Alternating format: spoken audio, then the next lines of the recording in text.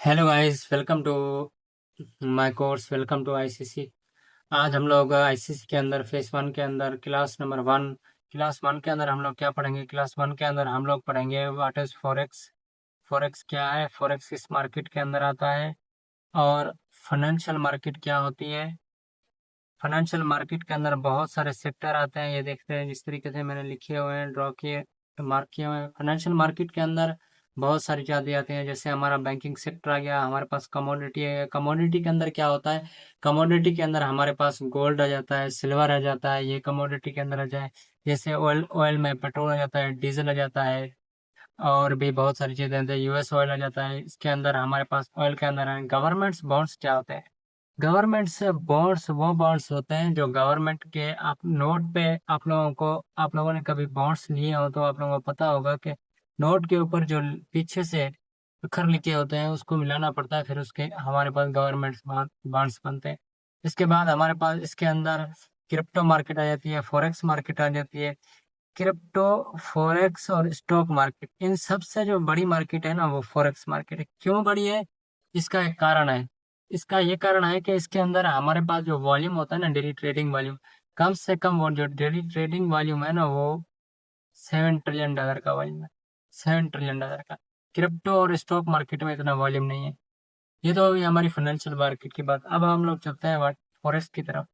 Forex से क्या होती है, फॉरेक्स एक्चुअली करेंसीज की लेन देन होती है। मैं यहाँ पर लिख देता हूँ, फॉरेक्स हमारे पास क्या होती है,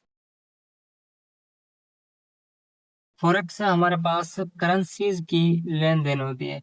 मैं आपको एक मिसाल देकर समझाने की कोशिश करता हूँ। करेंसीज की लेन देन, फॉरेक्स होती है करेंसी एक्सचेंज। एक्सचेंज ट्रेडिंग को हम लोग फॉरेक्स बोलते हैं।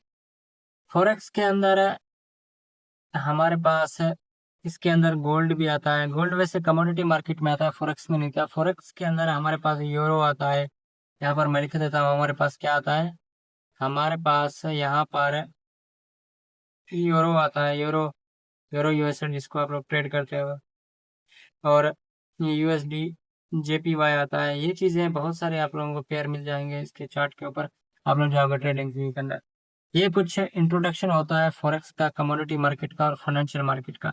वैसे तो बहुत ही मैं आपको डीप में ले जा सकता हूँ इसके अंदर। डीप में अंदर इसके अंदर जाए तो कमोडिटी मार्केट कैसे काम करती है, फॉरेक्स क्या है, बैंकिंग सेक्टर क्या होता है, रियल एस्टेट किस तरीके से काम करती है, ये सारी चीजें फाइनेंशियल मार्केट के अंदर आती है। इसके अंदर हम लोग डीप में जाएंगे तो फिर तो ट्रेडिंग उड़ जाएगी आप लोगों की। चलो हम लोग इसको डीप में लेते हैं। अब हम लोग चलते हैं इस टॉपिक के अंदर के टिप्स क्या होते हैं। टिप्स क्या होते हैं, अगर यहाँ पर हमारे पास, अगर गोल्ड, हमारे पास अगर हम लोग गोल्ड की बात करें, गोल्ड अगर 10 पॉइंट ऊपर या नीचे मूव करता है तो कितने पिप्स बनेंगे, 100 पिप्स बनेंगे। एक पॉइंट के अंदर 10 पिप होते हैं। जो एक पॉइंट होता है ना, एक पॉइंट, इसको मैं लिखता हूँ, एक पॉइंट इज इक्वल टू, हमारे पास क्या होता है, इज इक्वल टू 10 पिप्स के बराबर होता है एक पॉइंट। एक पॉइंट से मुराद, एक पॉइंट से हम लोग इसको मेजरमेंट टूल को पकड़ेंगे। अब हमारे पास ये 3300, ये हमारे पास कितने आ गए, 3300 से 3292 तक गए, तो हम एक पॉइंट मूव कर गए। इट मीन्स के फॉरेक्स के अंदर जो गोल्ड के अंदर है हमारे पास, वो हमने 10 पिप मूव कर ली। इस तरीके से हमारे पास पिप्स कैलकुलेट किए जाते हैं फॉरेक्स के अंदर। और इसके अंदर हम लोग एक और बात करते हैं कि स्मार्ट मनी क्या होता है। स्मार्ट मनी वो बड़ा पैसा, वो बड़े हाथ जो एक्चुअली मार्केट को चलाते हैं, अपने पैसों के मूव करवाते हैं मार्केट को। जिस तरीके से बड़ी बड़ी बैंक्स होती हैं, जैसे मैं आपको एक बैंक का मिसाल देता हूँ, हमारे पास जेपी मॉर्गन बैंक है। जेपी मॉर्गन नाम करके हमारे पास एक बैंक है, बहुत ही बड़ी यूएसए की बैंक है। इसको यूएसए गवर्नमेंट भी जान करती है। और जैसे ब्लैक रॉक हो गई, ब्लैक रॉक एक बहुत बड़ी कंपनी है हमारे पास। ब्लैक रॉक बहुत बड़ी कंपनी है। वो क्या करती है, वो एसेट को मैनेज करती है हमारे पास, एसेट्स को मैनेज करती है, एसेट मैनेज करती है। जैसे आप लोगों ने नाम सुना होगा, लेरी फिलिंगटन इसका सीईओ है। तो क्या है, एसेट एक मैनेजर है। ये थोड़ा सा फॉरेक्स का ओवरव्यू था।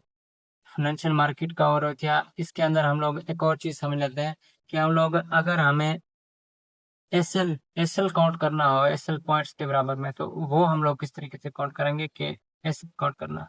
अब हमारे पास क्या होता है एसएल काउंट, बहुत सारे लोगों का डाउट रहता है ट्रेड लेने के वक्त कि एसएल किस तरीके से काउंट करें, कितने वेब्स का एसएल बनेगा, कितने लॉट साइज किस तरीके से हम लोग सिलेक्ट करें, या इसको आप लोग लिख रहे हैं lot size selection. Lot size selection आप इसको लिखिए। लॉट साइज सिलेक्शन के अंदर हमारे पास किस तरीके से लॉट साइज सिलेक्शन होती है, हमारे पास क्या करना पड़ता है, अगर हमारा मान के चलो $5,000 का अकाउंट है, तो हमें इस पे 1% रिस्क लगाना है। कितने परसेंट, मैं यहाँ पर आप लोगों को थोड़ा सा समझा देता हूँ। ये हमारा $5,000 का अकाउंट है, मुझे इसका 1% यहाँ पर आ रहा है, मुझे इसका 1% रिस्क लगाना है। कितने डॉलर बनेंगे, $50, 50 यूएसडीटी बनेंगे। मैं इसको साइन देता हूँ यूएसडीटी का, यूएसडीटी बनेंगे। तो मेरा जो एसएल बन रहा है ना, वो बन रहा है अभी 120 पिप्स का, दैट मीन्स के 12 पॉइंट्स का। गोल्ड के अंदर 120 पिप्स आपको अभी समझाए, 12 पॉइंट हो गया 1 पिप्स के अंदर। तो हमारे पास अब कैसे कैलकुलेट करेंगे, तो हमारे पास क्या होता है, इसको कैलकुलेट करने का फार्मूला क्या है, तो हमारे पास इसको क्या करेंगे, जो आप डॉलर अमाउंट रिस्क करना चाहते हैं उसको करेंगे हम लोग ऊपर और नीचे। अब ये जो पिप्स है ना, इसको अब 1200 से हम लोग डिवाइड करेंगे, 120 से नहीं करेंगे। क्यों करेंगे 1200 से डिवाइड, आप लोगों को मैं दिखा देता हूँ। ये हमारे पास मेजरमेंट टूल है।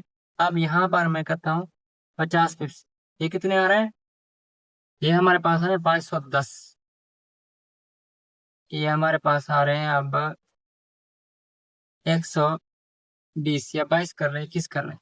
अब हम लोग अगर इसको आप लोग लास्ट वाले को काट दोगे ना, तो हमारे पास 122 पिप आ रहे हैं।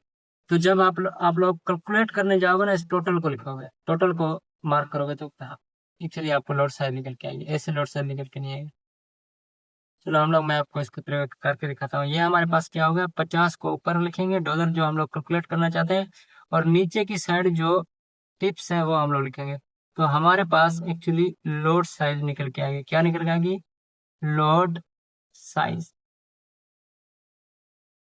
लोड साइज हमारे पास निकल के आएगी, ठीक है। अब हम लोग थोड़ा सा इसको कैलकुलेट करने की कोशिश करते हैं। मैं यहाँ पर कैलकुलेटर खोलता हूँ, पर कैलकुलेटर अब कितना था हमारा, हमारा 50 था। डॉलर डिवाइड किससे कर देंगे, डिवाइड हम कर देंगे 1200 से। तो हमारी लोड साइज कितनी निकल के आ रही है, 0.04। ये अब आप राउंड आउट कर रहे हैं, राउंड अबाउट कर देंगे ये सारे, 0.04 की लोड साइज लगाएंगे, तो आपका स्टॉप लॉस $50 इसको हो जाएंगे 120 पिप के ऊपर। आप इस तरीके से अपनी लोड साइज जो है कैलकुलेट कर सकते हैं।